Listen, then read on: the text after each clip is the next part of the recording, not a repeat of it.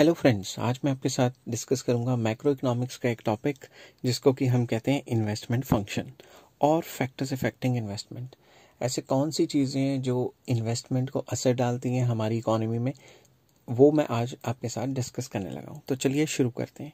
First point आ जाता है technological advancement and innovation.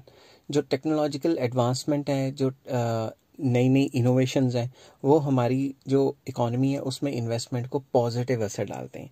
तो चलिए शुरू करते हैं कि ये कैसे असर डालते हैं। तो मैंने लिखा हुआ है 2 पॉइंट्स में इसके अंदर कि introduction and development of labour saving and capital intensive machines. अगर कोई भी नई टेक्नोलॉजी आती है उससे लेबर सेविंग मतलब जहाँ 10 इंसान काम करते थे वहाँ सिर्फ एक मशीन या 2 मशीन लगती है और सारा काम कर देती है। या फिर capital intensive machines. Capital intensive का मतलब एक ऐसी सिचुएशन जिसके अंदर कैपिटल का इस्तेमाल ज़्यादा है और लेबर का इस्तेमाल क्या है, कम। ये बात याद रखना, ठीक है। तो कैपिटल इंटेंसिव टेक्नोलॉजी होती है जिसमें मशीनों का इस्तेमाल ज़्यादा और लेबर का इस्तेमाल कम हो रहा होता है। तो इन्होंने कहा है कि लेबर सेविंग टेक्नोलॉजी जो आजकल आई है और कैपिटल इंटेंसिव मशीन्स आई हैं एग्रीकल्चर में as well as manufacturing industries में, उससे क्या हुआ है, वॉल्यूम ऑफ इन्वेस्टमेंट जो है इन सेक्टर्स में काफ़ी ज़्यादा ट्रिमेंडसली बढ़ गया है। तो अब आप खुद सोचो, जैसे ही ये लेबर सेविंग टेक्निक्स आएंगी या फिर कैपिटल इंटेंसिव मशीनें आएंगी तो उससे क्या होगा, कॉस्ट ऑफ प्रोडक्शन कम होगा, उससे जो प्रोड्यूसर है उसके प्रॉफिट्स बढ़ जाएंगे, तो वो और ज़्यादा इन्वेस्टमेंट करेगा ऐसी टाइप की मशीन्स में। प्रोफेसर शुम्पीटर हुए हैं, उन्होंने क्या कहा, Schumpeter is of the view that inventions have proved beneficial in increasing the volume of investment. जो शुम्पीटर हुए हैं उन्होंने अपने थीसिस में लिखा था कि जो इन्वेस्टमेंट है वो काफ़ी इंपॉर्टेंट है इकोनॉमी के लिए, और जैसे जैसे टेक्नोलॉजिकल इन्वेंशंस आती हैं, इनोवेशंस आती हैं, ये जो इन्वेंशंस हैं यही लीड करती हैं इन्वेस्टमेंट्स को, ठीक है।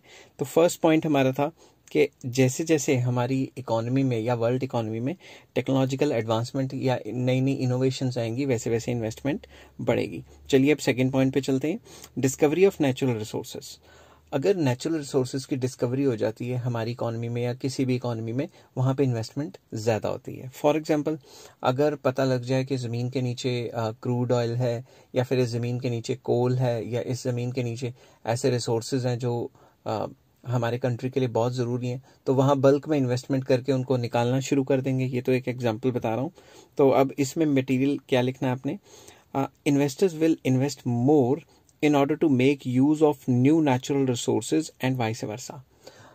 अगर इन्वेस्टर्स को पता लग गया कि इसके अंदर मतलब इस ज़मीन के अंदर कोई रिसोर्सेज हैं, नेचुरल रिसोर्सेज हैं, यहाँ पे हम डैम बना सकते हैं या कोई ऐसा रिसोर्स तैयार कर सकते हैं जो कि हमारे लिए प्रॉफिटेबल रहेगा, तो वो उस जगह पे काफ़ी ज़्यादा इन्वेस्टमेंट्स करेंगे। थर्ड पॉइंट आ जाता है आपका गवर्नमेंट पॉलिसीज़। गवर्नमेंट पॉलिसीज़ पे भी इन्वेस्टमेंट बहुत ज़्यादा असर करती है, मतलब गवर्नमेंट पॉलिसी की वजह से भी इन्वेस्टमेंट काफ़ी ज़्यादा ऊपर नीचे हो सकती है। For example, there is a cheap monetary policy. Cheap monetary policy में क्या होता है, अगर मॉनेटरी पॉलिसी चीप कहीं भी आ जाए तो ये समझ लो कि जो भी कंट्री का सेंट्रल बैंक है वो ज़्यादा से ज़्यादा लोन देना चाहता है, ठीक है, वो ज़्यादा से ज़्यादा लोन प्रोवाइड कराना चाहता है। इसमें क्या आता है कि वो क्रेडिट को एक्सपैंड करता है, मतलब लोन्स की फैसिलिटी को बढ़ाता है, रेट ऑफ इंटरेस्ट सस्ता करता है ताकि सारे लोन्स लें, और जब सारे लोन्स लेंगे इन्वेस्टमेंट बढ़ेगी। ये कब होता है ज़्यादातर, जब इकोनॉमी में रिसेशन आता है, ठीक है। जैसे कोरोना वायरस आया, रिसेशन, डिप्रेशन भी आ गया कई कंट्रीज़ में, तो उससे उभारने के लिए हर एक कंट्री का जो सेंट्रल बैंक है उसने मनी सप्लाई को इंक्रीज़ करने की कोशिश की थ्रू वेरियस मतलब टेक्निक्स। उसमें ये एक टेक्निक है कि रेट ऑफ इंटरेस्ट कम कर दो ताकि ज़्यादा लोग लोन्स लें। ऑन द अदर हैंड, अगर मार्केट में काफ़ी ज़्यादा पैसा है और इकोनॉमी जो गवर्नमेंट है वो चाहती है कि भाई इन्फ्लेशन ना हो जाए, महंगाई ना हो जाए, तो वो डियर मॉनेटरी पॉलिसी लाती है जिसकी वजह से रेट ऑफ इंटरेस्ट बढ़ते हैं। और भी कई टेक्निक्स होती हैं, ठीक है, ज़रूरी नहीं रेट ऑफ इंटरेस्ट, और भी कई टेक्निक्स होती हैं जिसके अंडर लोन्स को डिस्करेज किया जाता है कि लोन्स को इतना महंगा बना देते हैं या इतनी रिस्ट्रिक्शन लगा लेते हैं कि लोन लेता ही नहीं कोई। उससे क्या होता है, इन्वेस्टमेंट गिर जाती है। ऑन द अदर हैंड सरकार क्या करती है, गवर्नमेंट क्या करती है, टैक्सेस लगा सकती है ज़्यादा से ज़्यादा फिस्कल पॉलिसी के अंडर, और अगर टैक्सेस लगाती है एक पर्टिकुलर मतलब बिजनेसेस पे या पर्टिकुलर एक्टिविटी पे, तो उसमें इन्वेस्टमेंट गिर जाती है। और अगर गवर्नमेंट चाहती है कि एनकरेज हो तो सब्सिडीज दे देती है, जिससे कि इन्वेस्टमेंट बढ़ जाती है। तो गवर्नमेंट पॉलिसी भी इन्वेस्टमेंट को एनकरेज या डिस्करेज कर सकती है। नेक्स्ट आ जाता है फॉरेन ट्रेड। फॉरेन ट्रेड कैसे इन्वेस्टमेंट को असर डालता है? अगर higher volumes of foreign trade है, किसी भी कंट्री में एक्सपोर्ट इंपोर्ट बहुत ज़्यादा है, बड़े लेवल पे है, तो उसकी इन्वेस्टमेंट हमेशा ज़्यादा होगी। एग्जांपल चाइना का एक्सपोर्ट काफ़ी तगड़े लेवल पे, और उसको एक्सपोर्ट करने के लिए काफ़ी ज़्यादा इन्वेस्टमेंट्स की ज़रूरत पड़ती है। अगर lower levels of foreign trade है, किसी भी कंट्री के फॉरेन ट्रेड्स बहुत कम है, तो उस कंट्री में ज़्यादा इन्वेस्टमेंट की ज़रूरत नहीं है। ठीक है। नेक्स्ट है पॉलिटिकल एनवायरनमेंट। अगर पॉलिटिकल एनवायरनमेंट के अंदर आ जाता है इंटरनल एंड एक्सटर्नल पीस, किसी भी कंट्री में इंटरनल एंड एक्सटर्नल पीस है, तो वहाँ पे इन्वेस्टमेंट बहुत ज़्यादा होगी, क्योंकि कोई अनसर्टेनिटी नहीं होगी। प्रोड्यूसर्स तो यही देखते हैं ना, इन्वेस्टर्स तो यही देखते हैं कि अनसर्टेनिटी ना हो। अगर किसी भी कंट्री में पीस है, कोई दंगे फसाद नहीं हो रहे, कोई बाहर से जंग का खतरा नहीं है, तो उस कंट्री में इन्वेस्टमेंट ज़्यादा होगी। और अगर डिस्टर्बेंसेस बहुत ज़्यादा है, जैसे अफगानिस्तान वगैरह, उसमें डिस्टर्बेंस बहुत ज़्यादा है, तो उस केस में इन्वेस्टमेंट्स वहाँ होंगी, कम होंगी। ठीक है। कौन चाहेगा वहाँ जाके अपना बिजनेस लगाएं जहाँ पे कोई पता ही नहीं है क्या हो बिजनेस का। ठीक है। नेक्स्ट आ जाता है एक्सपेक्टेशंस। एक्सपेक्टेशंस में फॉर एग्जांपल बूम पीरियड चल रहा है, जिसमें इकॉनमी अपने पीक पे चल रही है, तो एक्सपेक्टेड प्रॉफिट तो काफ़ी हाई हो जाएंगे, तो उस टाइम पे इन्वेस्टमेंट्स बहुत ज़्यादा बढ़ जाएंगी। On the other hand recession या डिप्रेशन आने वाला है, और जब भी रिसेशन या डिप्रेशन होता है, तो प्रोड्यूसर्स को लगता है कि उनके जो प्रॉफिट्स हैं वो गिर जाएंगे, उनकी एक्सपेक्टेड प्रॉफिटेबिलिटी गिर जाती है, तो वो उस केस में इन्वेस्टमेंट नहीं करते या कम करते हैं। उसके बाद आ जाता है पॉपुलेशन ग्रोथ रेट। कितनी स्पीड से पॉपुलेशन बढ़ रही है, ये भी उस इन्वेस्टमेंट्स को असर डालती है। कैसे? If the population of a country is growing at a rapid rate, population काफी स्पीड से बढ़ रही है, तो क्या होगा? It will necessitate new houses, schools, public services, roads, motor vehicles, furniture, consumer goods etcetera etcetera. तो इस पॉइंट में ये लिखा गया है, जितनी स्पीड से पॉपुलेशन बढ़ रही है, अब बढ़ी हुई पॉपुलेशन को ज़्यादा गुड्स एंड सर्विसेज चाहिए, ज़्यादा घर चाहिए, ज़्यादा फैसिलिटीज़ चाहिए, तो होगा क्या? उसके लिए इन्वेस्टमेंट इकोनॉमी में करनी पड़ेगी। जैसे इंडिया की पॉपुलेशन बहुत ज़्यादा है, तो इंडिया की पॉपुलेशन ज़्यादा है, तो लोगों को ज़्यादा गुड्स एंड सर्विसेज और ज़्यादा चीज़ें चाहिए। ठीक है। ऑब्वियसली डिमांड हाई होगी, तो पूरे वर्ल्ड में इंडिया को देखते हैं कि यहाँ पे आके हम इन्वेस्टमेंट करें, इस कंट्री में तो सामान बिक ही जाएगा, क्योंकि पॉपुलेशन इतनी ज़्यादा है। Next, population growth leads to increase in labour supply. जितनी ज़्यादा पॉपुलेशन ज़्यादा होती है, उससे क्या होता है? लेबर सप्लाई भी बहुत ज़्यादा बढ़ जाती है, which results in the fall of the wage rate. तो अगर लेबर सप्लाई बहुत ज़्यादा होगी, तो वेजेस बड़े कम होंगे, क्योंकि लेबर ही बहुत ज़्यादा है, लोग सस्ते में काम करने को तैयार हो जाते हैं। इस वजह से भी prospective yield of investment will increase. Prospective yield investment की बहुत ज़्यादा बढ़ जाती है। प्रोस्पेक्टिव यील्ड क्या होता है? जितने भी साल एक कैपिटल चलेगी, उसके रिटर्न्स को टोटल करके बनता है। ये टॉपिक मैंने मार्जिनल एफिशिएंसी ऑफ कैपिटल में करवाना है, तो ये आने वाली वीडियोस में आपको मिल जाएगा।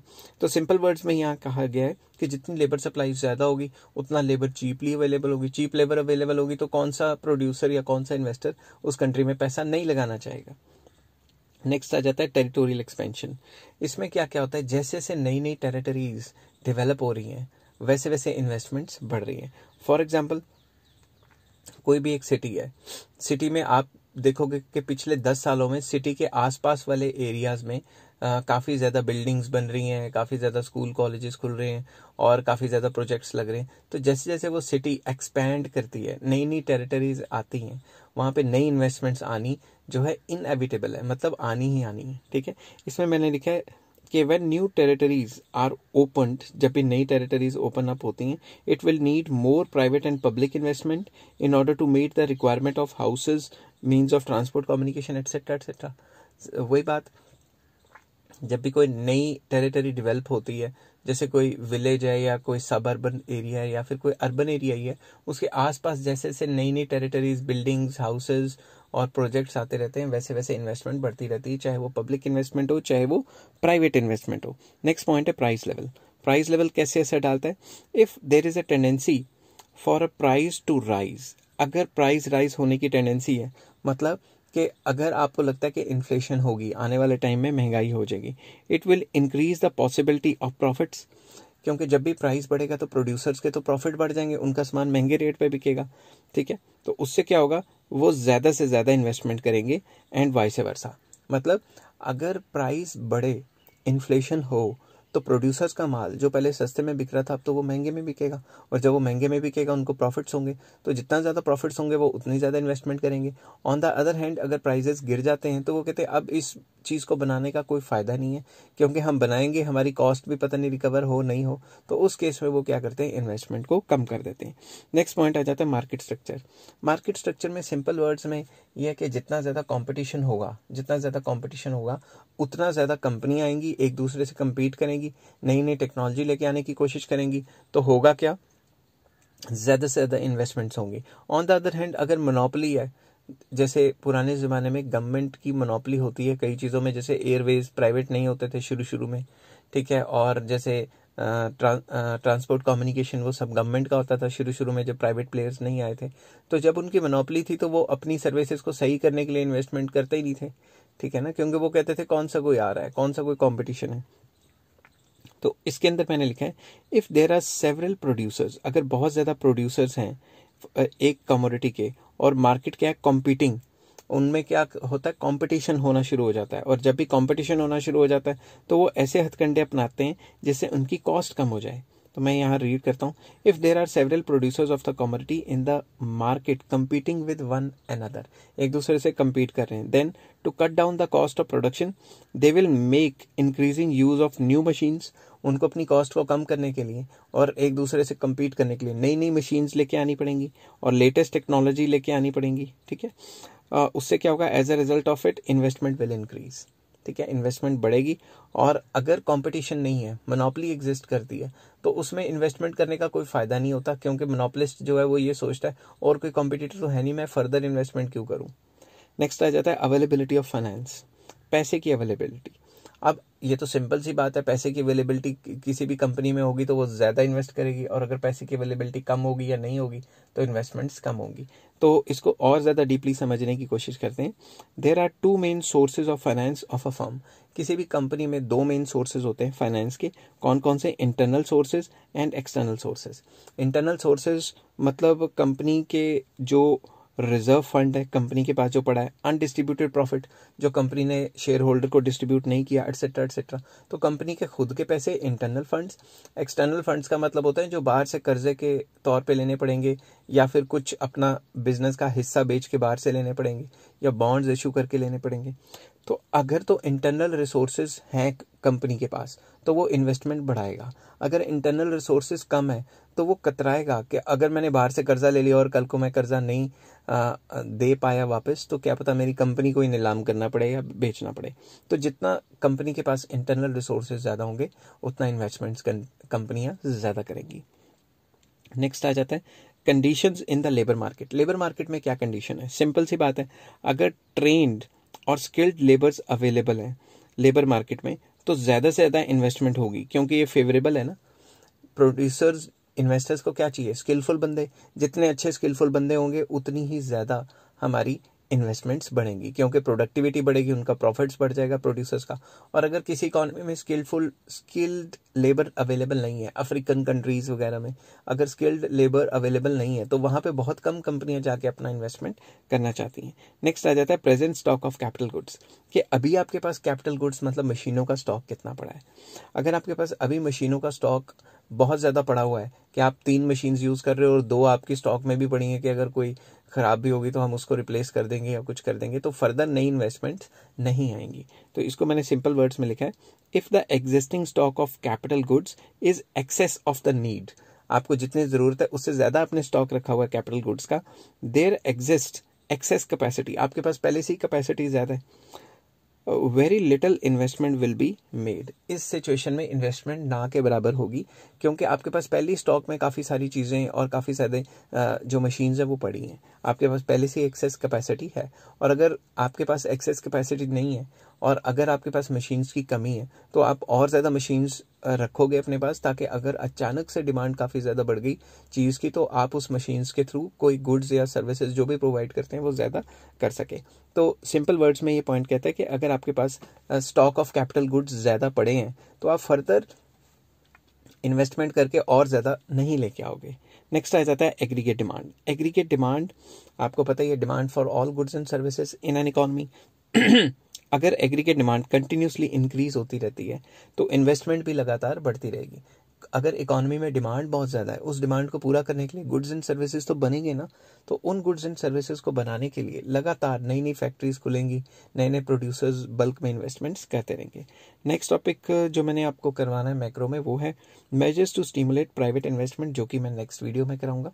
आई होप ये वीडियो आपको पसंद आई होगी। अगर पसंद आई तो please like, share and subscribe. Take care, have a nice day.